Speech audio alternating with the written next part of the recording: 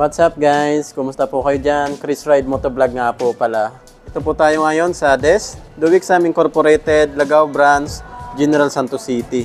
So yan po, marami po tayo ditong Suzuki motorcycle.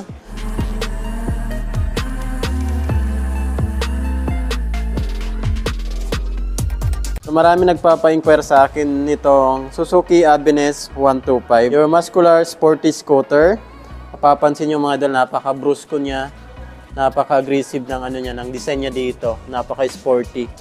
Unique yung design niya. Compare natin sa mga ibang 125cc na scooter mga idol. Suzuki Avenez 125. Meron ako nito, 2 weeks ko nang nagagamit. Talagang napakaganda po ng handling, performance ng makina.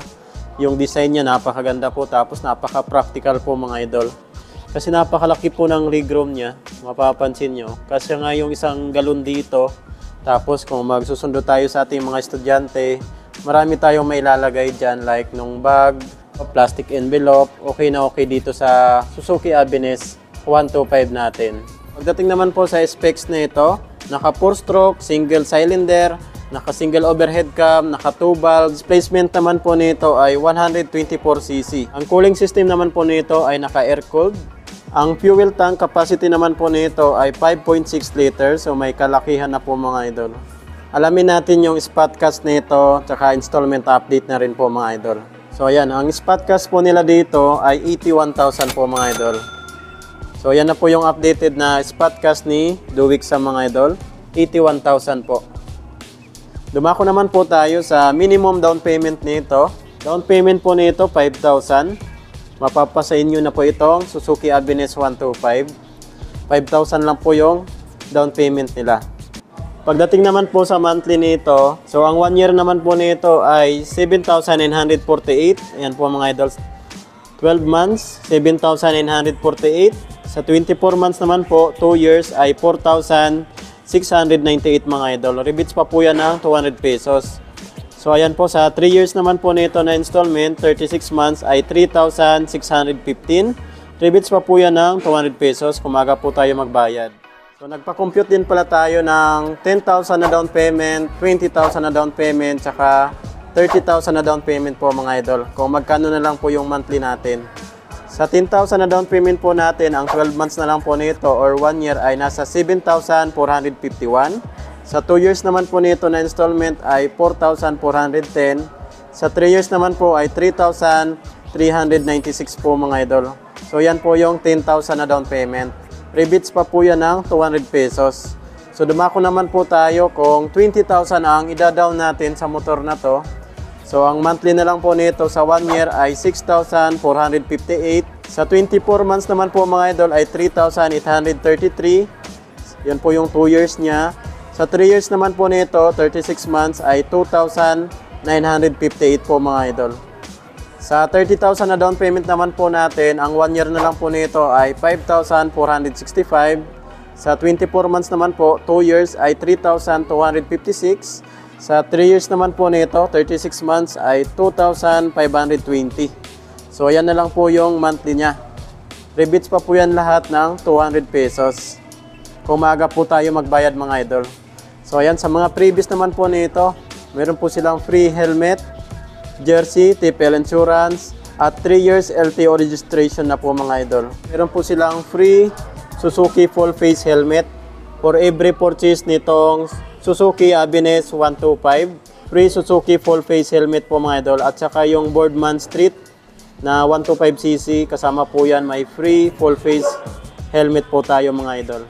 Bakit nga po Suzuki Avenez 125 yung kukunin nating motor? Unang-una po kasi dyan para sa akin yung gas consumption. Naglalaro po sa 54 km per liters. Napakatipid po talaga nito sa gas. So almost 2 weeks ko na rin gamit yung Suzuki Avenez ko talaga. Matipid po talaga sa gas. So nag-average pa lang ako doon ng 44 km per liters. So minsan po kasi mga idol, ginagamit ko sa, minsan nagta-top speed pa ako. Kaya yun, 44 km per liters. Instrument panel gauge niya, naka fully digital na po yan. Yung charging port natin, pwede na po kayong mag-charge dito ng cellphone. Legroom niya, talagang napakalaki po mga idol. Kasyang-kasya po dito yung 1 galon ng mineral water. Tapos kung magsusundo tayo sa ating mga estudyante, okay na okay po ito kasi napakalaki po talaga ng legroom niya. So napaka-practical na rin mga idol. Pagdating naman sa underseat compartment nito, napakalaki po mga idol. Napakarami nyo pong malalagay dito na gamit. So 21 liters, okay na okay po yung underseat compartment ni Suzuki Avensis. Fuel tank niya, nasa likod na po. Makakapagkarga na kayo ng gas dito na hindi na bumababa. Lilingunin nyo na lang po mga idol. Light niya, tapos yung tail light. Parehas po yun, naka-LED na. So ito napakaganda po mga idol, napaka-sporty ng design niya dito. Tapos napaka-brusko naman dito mga idol. Tapos yung mga plastic nito talagang napakaganda po, napakakapal. Dalawang kulay po yung available nila dito sa Des Duwik Sam.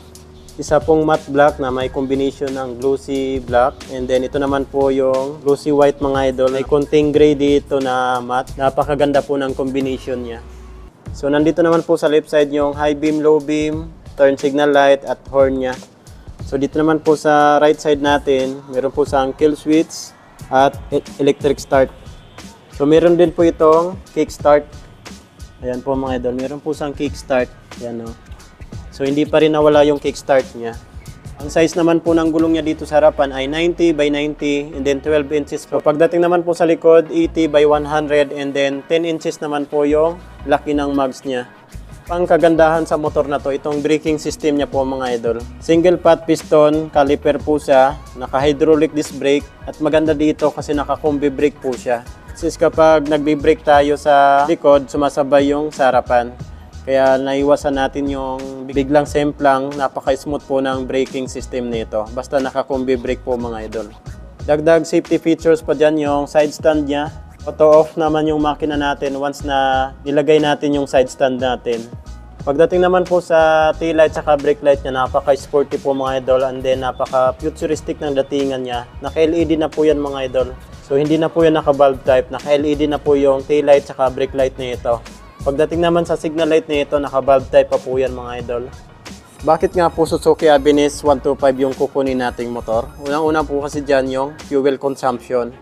So, napakatipid po nito sa gas. Naglalaro po sa 42 to 54 km per liters. So, napakatipid po talaga niya sa gas. 2 weeks ko nang gamit yung Suzuki Avensis.